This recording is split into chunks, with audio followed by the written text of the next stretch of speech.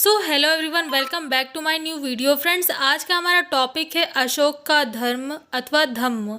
ये बहुत ही important topic है क्योंकि अक्सर इससे रिलेटेड क्वेश्चन हिस्ट्री के क्वेश्चन पेपर में पूछा जाता है।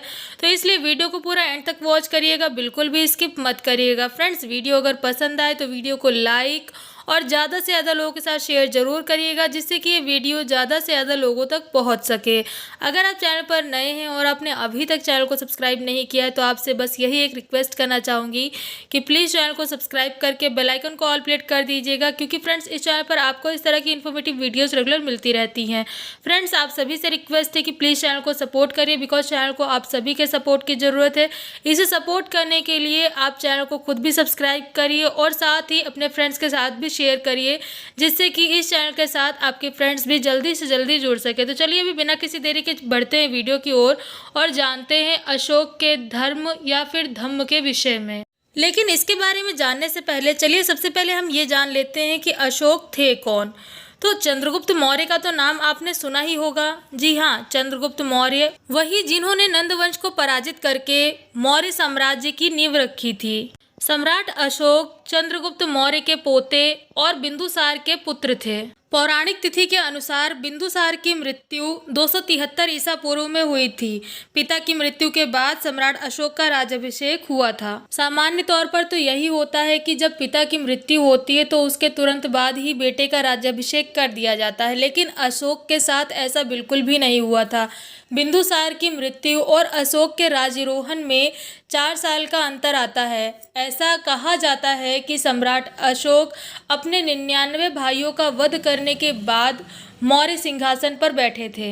वैसे तो चंद्रगुप्त मौर्य ने अपने शासनकाल के टाइम पर ही अपने साम्राज्य को बहुत बड़ा कर लिया था, लेकिन इसके बावजूद अब सम्राट अशोक सिंहासन पर बैठे तब इन्होंने भी न केवल साम्राज्य को संभाला बल्कि साम्राज्य को और भी बड़ा बनाने में सदैव प्रयासरत रहे। ये अपने साम्राज्य की सीमाओं को बढ़ाने की कोशिश करते रहे। सम्राट बनते ही इन्होंने सबसे पहले कश्मीर और फिर कलिंग पर आक्रमण कर उस पर विजय प्राप्त की। लेकिन कलिंग युद्ध के समय जब बहुत ज़्यादा भीषण युद्ध हुआ था, उस टाइम पीरियड पर इन्होंने चारों तरफ जो त्राही त्राही देखी, उस त्राही को देखकर ही ऐसा कहा जाता है कि इनका मन बदल गया और इन्होंने उसी टाइम से कभी भी युद्ध न करने की कसम खा ली और उन्होंने दोबारा कभी भी युद्ध के लिए अपनी तलवार नहीं उठाई। ऐसा कहा जाता है कि उस टाइम पीरियड तक इनकी साम्राज्य की जो सीमाएं थी वो काफ़ी दूर दूर तक फैल चुकी थी, लेकिन इसके बावजूद अभी भी कुछ जगह ऐसी बाकी थी, कुछ राज्य ऐसे बाकी थे जहां पर ये आक्रमण कर सकते थे, जो कि मौर्य साम्राज्य से बाहर थे। लेकिन इसके बावजूद इन्होंने कभी भी उन पर आक्रमण करने का प्रयास नहीं किया। इन्होंने इसके पश्चात अपना सारा जीवन केवल बौद्ध धर्म के प्रचार प्रसार में और दूसरों की सेवा करने में लगा दिया। बात करें अगर हम अशोक के धर्म की या फिर धम्म की, तो इसके बारे में विद्वानों में बहुत ज़्यादा मतभेद है। कुछ विद्वान तो इसे राजधर्म सामान्य नैतिक आदर्श के रूप में स्वीकार करते हैं। मतलब कुछ विद्वान तो ऐसे हैं जो कि इसे राजधर्म मानते हैं या फिर सामान्य नैतिक आदर्श मानते हैं। लेकिन इसके अलावा कुछ विद्वान ऐसे हैं जो कि इसे बौद्ध धर्म स्वीकार करते हैं। उनका ये मानना है कि सम्राट अशोक का जो धर्म था या धम्म था, ये बौद्ध धर्म था। वैसे अगर देखा जाए तो धम्म प्राकृत शब्द है जिसे संस्कृत भाषा में धर्म कहते हैं। फिलिट का ये कहना है कि अशोक ने जिस धर्म को परिपालित किया था उसे अगर सही अर्थों में देखा जाए तो वो राजधर्म ही था, जिसमें राजनीतिक और नैतिक इन दोनों ही सिद्धांतों का समावेश था। इसके 2 स्वरूप राधा कुमुद मुखर्जी ने बताए हैं, जो कि है सैद्धांतिक स्वरूप और व्यवहारिक स्वरूप।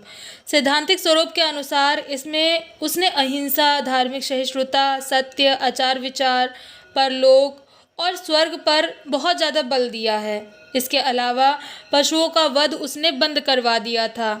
वहीं अगर हम बात करें व्यवहारिक स्वरूप की, तो इसमें अशोक ने बड़ों का आदर करना, छोटों के साथ अच्छा व्यवहार करना, हमेशा सत्य बोलना, दान देना, शुद्ध आचरण पर बल दिया है।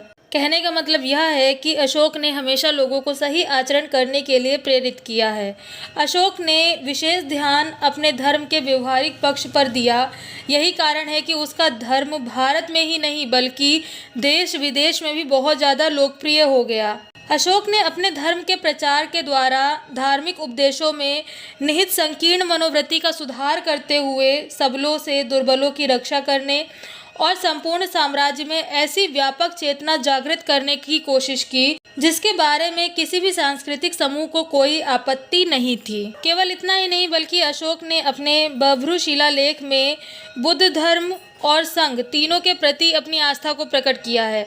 प्रथम स्तंभलेख में ये बताया है कि अशोक पहले 2.5 वर्ष के लिए बौद्ध धर्म के उपासक मात्र रहे और फिर इसके बाद वे संघ में शामिल हो गए। उसके बाद उन्होंने धर्म प्रचार में अपना जीवन व्यतीत किया। सम्राट अशोक अपने आप को बौद्ध धर्म का संरक्षक मानते हुए सबसे पहले तो उन्होंने संघ भेदकों के विरुद्ध कुछ दंड विधान घोषित कर दिए, जिसमें उन्होंने ऐसे यज्ञों और समारोहों को बंद करा दिया जिसमें पशुओं की बलि दी जाती थी। न केवल इतना बल्कि इन्होंने राजकीय भोजनालयों में भी पशुवध को बंद करवा दिया। अशोक ने अपने धार्मिक उपदेशों में ऐसी बातों का समावेश किया जिनका पालन सभी मनुष्यों को करना चाहिए, जैसे कि प्राणियों की हिंसा न करना और उन पर दया करना। इसके अलावा माता पिता और बड़े बूढ़ों की आज्ञा मानना, मित्रों, परिचितों, संबंधियों, कुटुंबियों का सम्मान करना, ब्राह्मणों और श्रमणों को दान देना, कम धन संग्रह करना तथा कम व्यय करना,